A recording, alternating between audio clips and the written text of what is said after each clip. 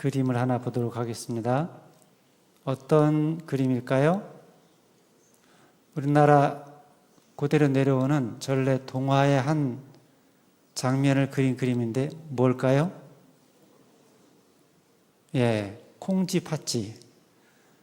지금 앞에 있는 두 모녀는 팥쥐의 계모와 팥쥐, 그리고 뒤에 울고 있죠. 울고 있는 저 소녀는 콩쥐. 콩쥐가 왜 울고 있나요? 계모로부터 팥쥐로부터 사랑을 받지 못하고 미움을 받고 괴로움을 받아서, 그래서 그런 거죠. 저렇게 누군가로부터 한 사람이나 소수의 사람이 여러 사람으로부터 의도적으로 반복적으로 무시를 당하거나 괴로움을 당하는 것, 그것을 요즘 말로 뭐라고 그러죠?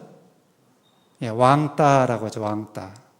왕따를 당한다, 왕따 시킨다, 그런 말이죠. 여러분 가운데 혹시 왕따를 당해본 경험이 있는 분 있습니까? 아니면 왕따를 시킨 경험을 혹시 있습니까? 여러분, 왕따를 시키는 것과 왕따를 당하는 것, 어떤 차이가 있을까요? 엄청나게 큰 차이가 있죠. 왕따를 시킨 사람은 뭐 그렇게 큰 자기가 피해를 받지 않죠. 오히려 막 기쁘고 좋아할 수도 있어요. 그죠? 근데 왕따를 당한 사람은 어떻습니까? 엄청난 충격을 받죠. 정신적인 어떤 우울증을 겪기도 하고요. 그죠? 불안한 마음이 너무나 커서 나중에 살고 싶은 마음이 들지 않고 심각한 경우에 자살로 이어지는 그런 일도 생기기도 합니다. 그러므로 우리는 절대 왕따를 시키지도 말고 당하지도 말아야 하는데, 그렇죠? 그런데 안타깝게도 지금도 세상에서는 여전히 이곳저곳에서 왕따가 일어나고 있다는 것입니다. 교회에서는 어떨까요? 교회에서는 왕따가 있을까요? 없을까요? 안타까운 것은 교회 안에서도 왕따를 시키고 당하는 일들이 있을 수 있어요. 물론 직접적으로 왕따 시키는 것은 혹시 아닐지라도 사람을 무시하거나 차별하는 경우는 얼마든지 있을 수 있죠. 직접적으로 대놓고 무시하거나 차별하는 경우도 있고, 또 차별할 때 뭐로 차별을 합니까? 그가 가진 어떤 지위나 또는 재산이나 또는 외모나 아니면 그 행동이나 성격을 보고 차별하는 경우가 있습니다. 또 아니면 관계로 사람을 차별하죠. 나와 사람을 구별해. 나와 친한 사람과 친하지 않은 사람, 그리고 내 기분을 좋게 하는 사람과 내 기분을 나쁘게 하는 사람, 이렇게 나 중심으로 사람을 나눠서 내가 친하지 않은 사람, 내 기분을 좋지 않게 하는 사람에게는 내가 홀대를 해요. 무시를 해요. 차별을 해요. 그리고 나의 기분을 좋게 하고 또 나와 친한 사람과만 가까이 하는 거. 이게 사람을 차별하는 거죠.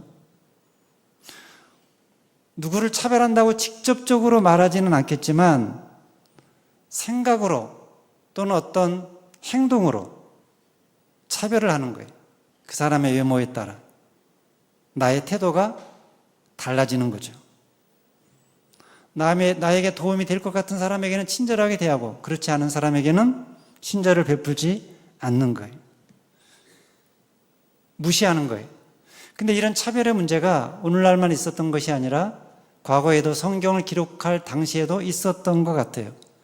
야고보의 당시에도 이런 문제가 있었는데 교회 안에 이런 문제가 있었습니다. 오늘 본문 야고보서 2장 2절로 4절 다시 한번 볼까요? 만일 너희 회당에 금가락지를 끼고 아름다운 옷을 입은 사람이 들어오고 또 람노한 옷을 입은 가난한 사람이 들어올 때에 너희가 아름다운 옷을 입은 자를 눈여겨보고 말하되 여기 좋은 자리에 앉소서 하고 또 가난한 자에게 말하되 너는 거기 서 있든지 내 발등상 아래에 있으라 하면 너희끼리 서로 차별하며 악한 생각으로 판단하는 자가 되는 것이 아니냐. 그러니까 교회에 이렇게 모였는데 사람이 들어와요. 근데 이제 안내위원이 그때도 있었던 모양이에요. 그래서 안내를 하는데 아주 금가락지를 끼고 옷을 이렇게 좋은 옷을 입고 온 사람.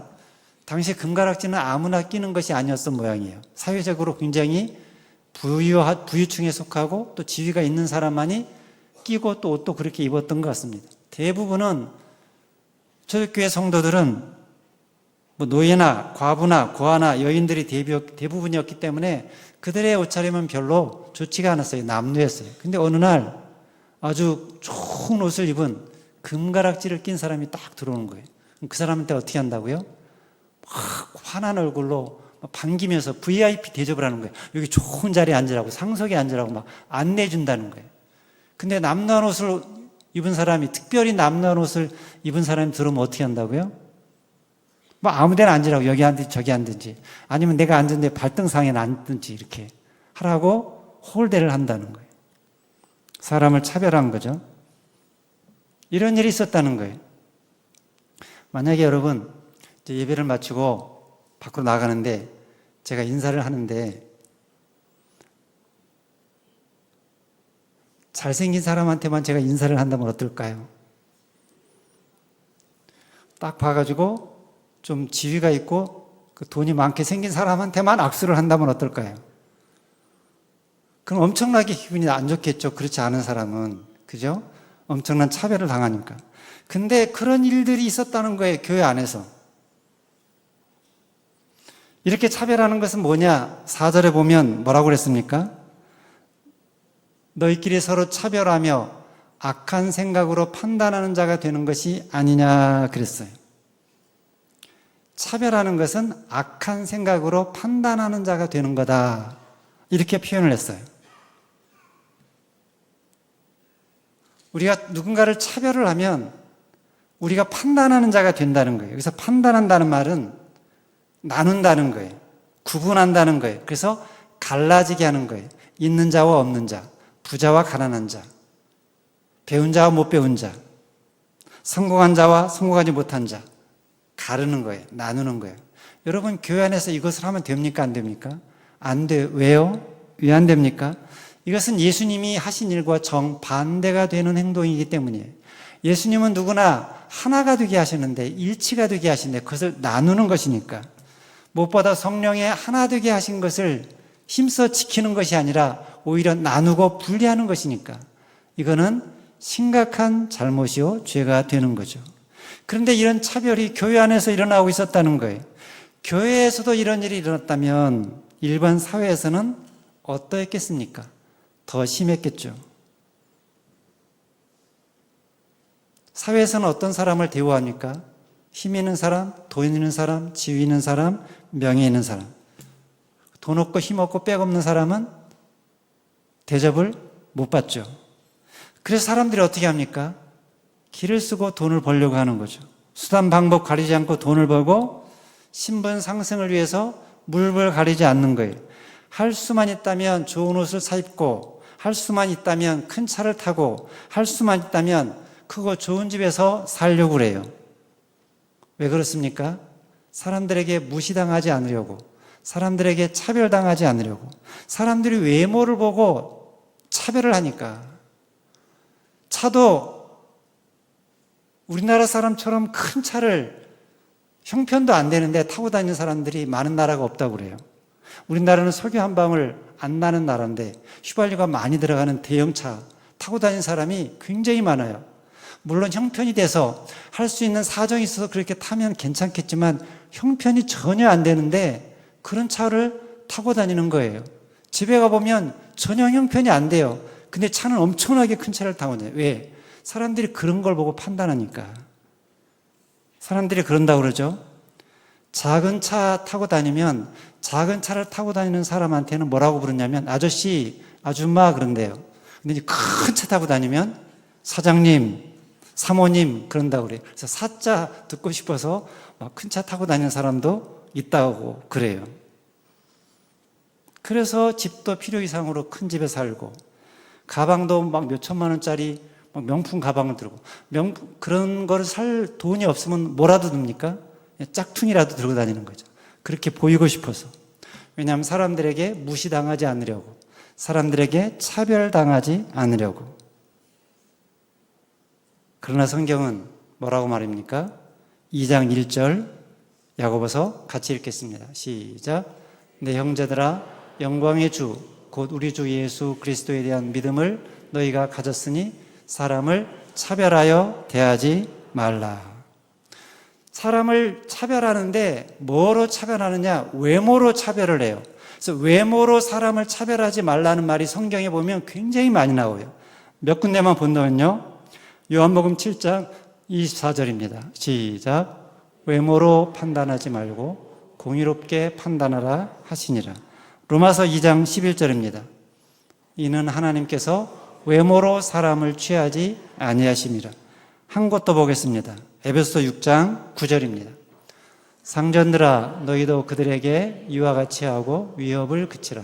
이는 그들과 너희의 상전이 하늘에 계시고 그에게는 사람을 외모로 취하는 일이 없는 줄 너희가 알미라. 외모로 취하는 것을 이렇게 싫어해. 외모로 취하지 말라. 외모로 사람을 차별하지 말라. 그런데도 사람들은 외모를 보고 겉모습을 보고 사람을 판단하고 차별합니다. 외모가 좋지 않으면, 신분이 낮으면, 스펙이 없으면, 인맥이 없으면 무시하고 왕따를 시키기도 해요. 놀라운 것은 다윗도 이런 왕따를 당했다는 것입니다. 누구에게 왕따를 당했을까요? 가족들에게, 형제들에게 왕따를 당했어요. 여러분, 다윗이 왜 가족들에게, 형제들에게 왕따를 당했을까요? 다윗이 무슨 큰 잘못을 했을까요? 아니에요. 다윗은 시키는 대로 열심히 일을 한 사람이었어요.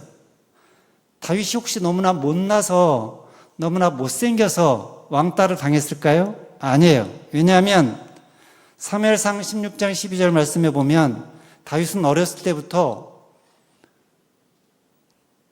빛이 붉고 눈이 빼어나고 얼굴도 아름다웠다라고 말하고 있기 때문이에요. 그런데도 왜 다윗이 왕따를 당했을까요? 왕따 당하는 장면이 어디 나오죠? 사무엘상 16장에 보면 사무엘이 사울을 이어서 장차 이스라엘의 왕이 될 자를 세우려고, 그에게 기름을 부으려고 하나님이 이새의 집으로 가라고 그래서 이새 집에 갔어요. 갔더니 이새가 7명의 아들들을 아주 말끔하게 잘 준비시켜 놓았어요. 근데 다윗은 거기 있었습니까? 없었습니까? 없었어요. 뭐 하고 있었죠? 들에 가서 양치고 있었어요. 아버지가 부르지를 않았어요. 근데 이제 사무엘이 이가 하나님이 기름 부으실 자입니까? 하고 맏아들부터 쫙 세우는데 아니라 하나님 계속 아니라고 그랬어요. 그럼 계속 아니라고 한 현장을 이새가 봤으면 막내가 있다고, 다윗이 있다고 얘기를 해야 될 텐데 전혀 얘기를 안 하고 있었어요. 언제 얘기합니까? 이 집안의 아들들이 이들뿐이냐? 더 없냐? 라고 사무엘이 물으니까 그때서야 다윗의 존재를 떠올리면서 사무엘상 16장 11절에 보면 뭐라고 그랬습니까? 이새가 이르되 아직 막내가 남았는데 그는 양을 지키나이다 그랬어요. 자, 여기서 막내라는 말은 히브리어로 하카탄인데 하찮은 사람이라는 뜻이 있어요. 그러니까 지금 다윗은 이새의 집안에서 아주 하찮은 사람으로 무시당하면서 차별받으면서 왕따당하면서 살고 있었다는 거예요. 그런데 하나님께서 보실 때 다윗의 모습은 어떠했다고요? 16장 12절입니다. 이에 사람을 보내어 그를 데려오매 그의 빛이 붉고 눈이 빼어나고 얼굴이 아름답더라. 여호와께서 이르시되 이가 그니 일어나 기름을 부으라 하시는지라. 그런데 왜 이렇게 용모가 빼어나고 아름답고 성실한 다윗이 그 집안에서 천대받는, 무시받는, 차별받는 사람이 되었을까요? 궁금하지 않습니까? 왜 다윗이 집안에서 아버지에게, 형제들에게 차별을 받았을까? 그 이유를 우리는 그의 출생의 비밀에서 찾을 수 있습니다. 다윗에게 무슨 출생의 비밀이 있었을까요? 정확하게는 잘 몰라요. 왜냐하면 성경에 정확하게 기록을 하고 있지 않기 때문이에요. 단지 추측은 할 수 있는데 어떤 추측이냐? 여러분 다윗의 아버지가 누굽니까? 이새잖아요. 이새의 아들이 맞죠? 자, 그렇다면 다윗의 엄마는 누굴까요? 몰라요. 그죠? 다윗의 엄마가 누군지는 성경에 기록되어 있지 않아요. 그런데 아마 다윗이 형제들에게 이렇게 무시를 당하고 차별을 당하고 왕따를 당하는 거 보면 아마 다윗의 어머니는 달랐을 가능성이 있습니다. 그림을 한번 볼까요? 예. 그 성경에 보면 이제 다윗의 그 가계가 나오는데 살몬 라합에게서 보아스가 나오고 보아스와 루덱에서 오벳 이새가 나오는데 이새의 아들이 다윗이죠. 그 이새의 7 아들들이 있어요. 근데 다윗은 따로 해놨죠. 예. 아마 본처에게서 나온 것이 아니라 다른 누군가 후처에게서 나왔을 가능성을 지금 제기하고 있는 거예요. 자, 그런데 이 다윗의 그 형제 자매들 가운데 스루야와 아비가일이라는 자매가 나오는데요. 그게 역대상 2장 16절에 보면 나와요. 그들의 자매는 스루야와 아비가일이라 그러는데요. 근데 이제 스루야와 아비가일에 대해서 사무엘하 17장 25절에 보면 그 아버지, 그들이 누구의 딸이냐 그랬냐면 나하스의 딸 아비가일과 이렇게 나와요. 그러니까 아비가일은 아비가일 같은 말인데요. 그러니까 무슨 말이에요? 아비가일과 스루야의 아버지가 이새가 아니라 나하스라는 말이에요. 나하스. 그러니까 지금 오른편에 있었던 그 자녀들은 이새의 본처의 자녀들과 다른 자녀예요. 그러니까 이새의 아들들과는 피 한 방울 섞이지 않은 남이었는데 부모의 결혼으로 형제 자매가 된 거예요. 옛날에는 어떤 일이 있었습니까?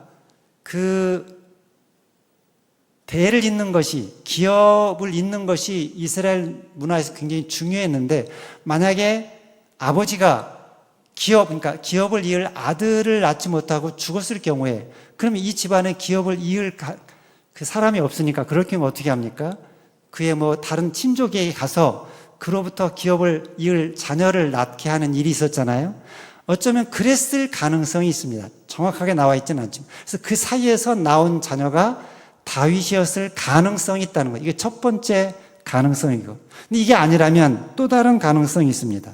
어떤 가능성이냐면 다윗이 이새의 본처가 아닌 다른 여인, 다른 후처라고 할까요? 에게서 나왔을 가능성입니다.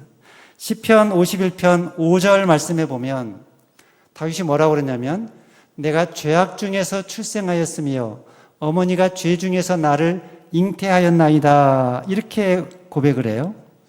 자, 이것을 두 가지로 해석을 해요. 어머니가 죄악 중에서 나를 출생했다는 말을 어떤 사람들은 뭐 인간의 원죄를 이야기한다라고 하는 해석도 있는데 또 하나의 해석은 이것은 다윗이 자기의 출생의 어떤 비밀을 이야기한 것이다. 고백한 것이다. 비밀을 고백한 것이다. 라고도 봅니다.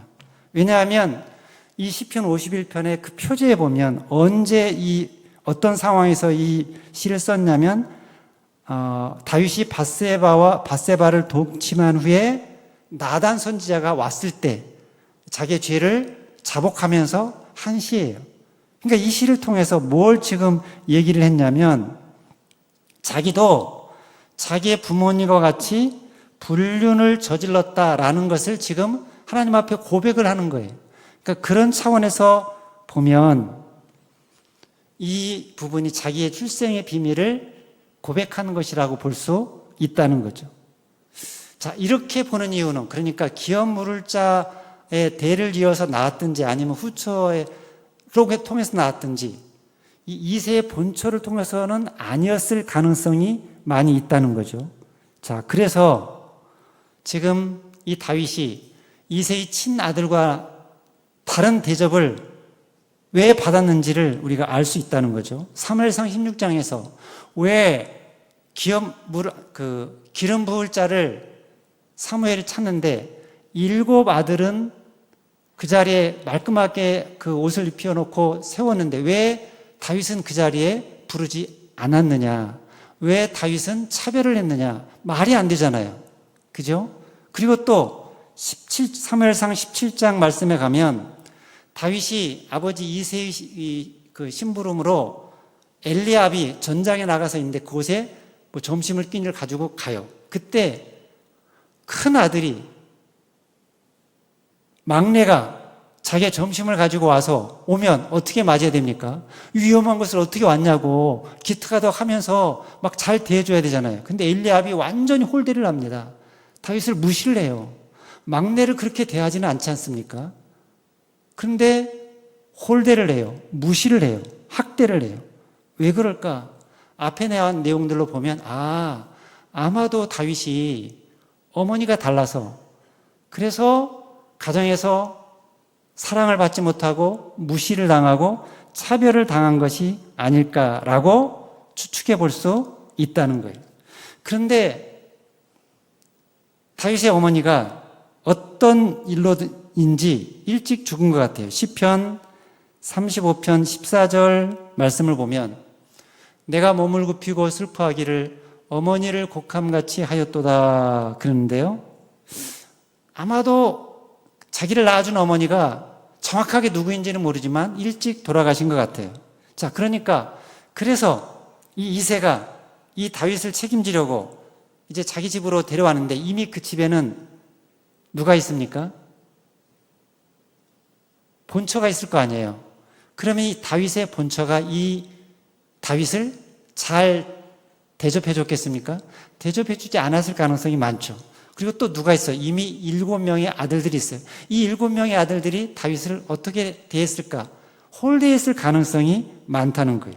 누구처럼? 팥쥐와 그 계모가 누구를 왕따시킨 것처럼, 콩쥐를 왕따시킨 것처럼 그랬을 가능성이 아주 많다는 거예요. 그래서 그 서러움을 시편 69편 8절에서 이렇게 회상하죠.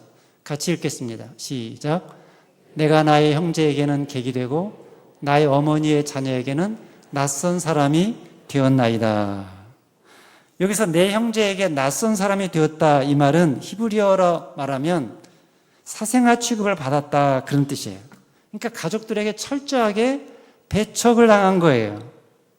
그래서 사무엘이 기름 부을 자를 찾는 자리에 다윗은 전혀 초대를 받지 못한 거예요. 마치 콩쥐처럼. 그런데 여기서 놀라운 반전이 일어납니다. 하나님은 바로 그 다윗을 지목하셔서 사무엘에게 명해서 그에게 기름을 부으라고 하신 것입니다. 사람들은 못 보는 다윗의 중심을 하나님은 보신 거예요. 얼마나 감사하고 고마운 일입니까? 그래서 다윗은 시편 27편 10절에서 그 하나님에 대한 감사를 이렇게 고백합니다. 같이 읽겠습니다. 시작. 내 부모는 나를 버렸으나 여호와는 나를 영접하시리이다. 다윗의 이 고백이 다윗의 인생을 붙든 것이고 이 경험으로 다윗은 어떤 고난도 어려움도 능히 극복하는 힘을 얻은 거예요. 그래서 다윗은 이 하나님을 향한 믿음이 있었기 때문에 어떤 괴로운 상황에서도 조금도 주눅들지 않았어요. 아버지와 형들을 원망하지도 않았고요.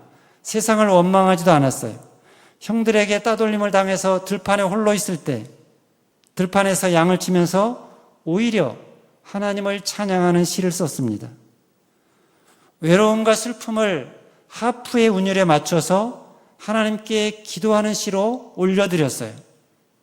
사자와 곰과 늑대와 이리가 양떼를 공격할 때도 두려워하지 않았어요.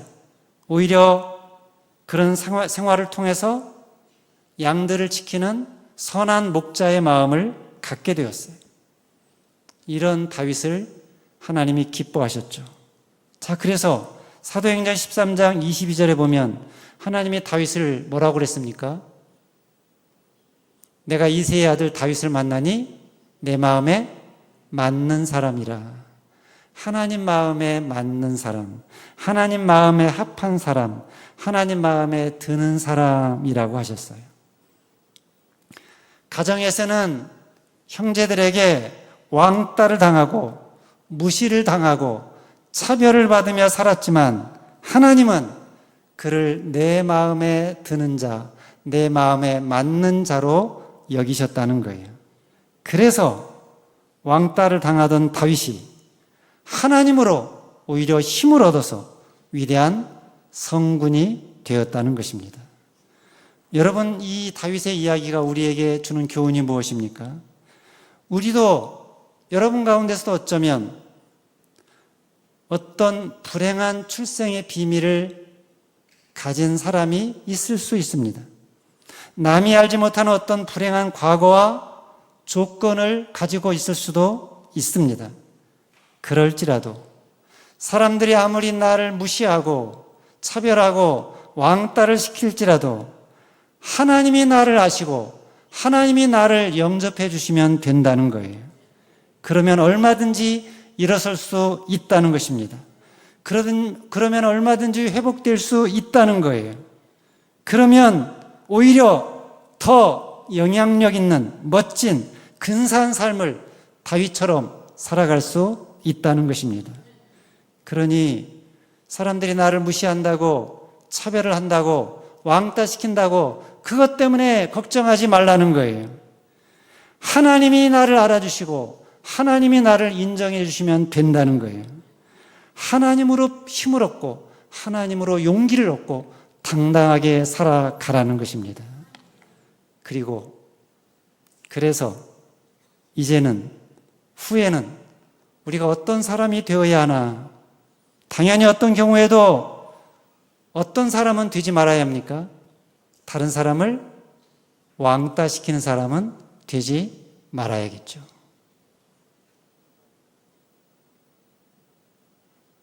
혹시 여러분 가운데 내가 누구를 지금 왕따시키고 있는데 생각나는 사람이 있다면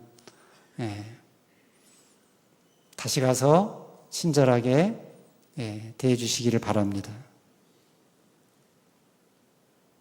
왕따 당하는 사람들의 친구, 무시당하고 차별당하는 사람들의 친구가 되어 주라는 거예요. 왜요? 왜 그렇게 살아야 됩니까? 누가 그렇게 살았기 때문이에요? 예수님은 이 땅에 오셔서 왕따 당하는 사람들의 친구가 되어 주셨어요. 요한복음에 나오는 수가성 여인, 왕따 당하던 여인이나 마찬가지였어요. 사마리아 사람들은 아예 유대인들로부터 왕따를 당하고 있었어요.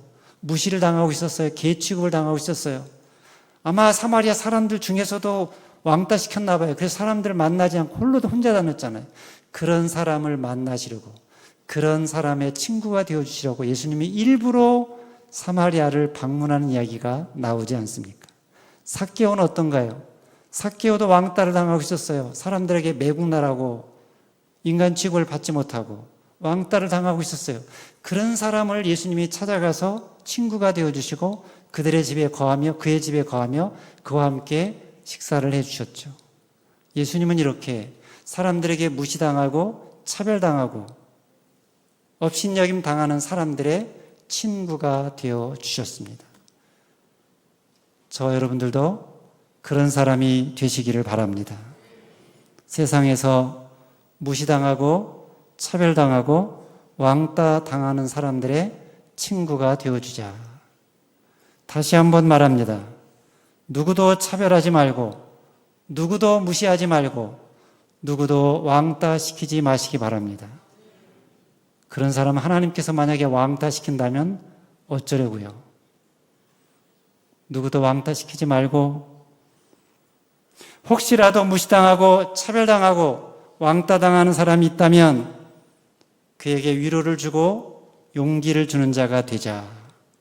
그래서 그 눈빛 속에서 그 모습 속에서 그 행동 속에서 왕따 당한 사람들의 죄인들의 친구가 되어주신 예수님, 그 예수님을 만나게 해주고 느끼게 해주는 그런 저와 여러분들의 삶이 되시기를 주님의 이름으로 축원합니다.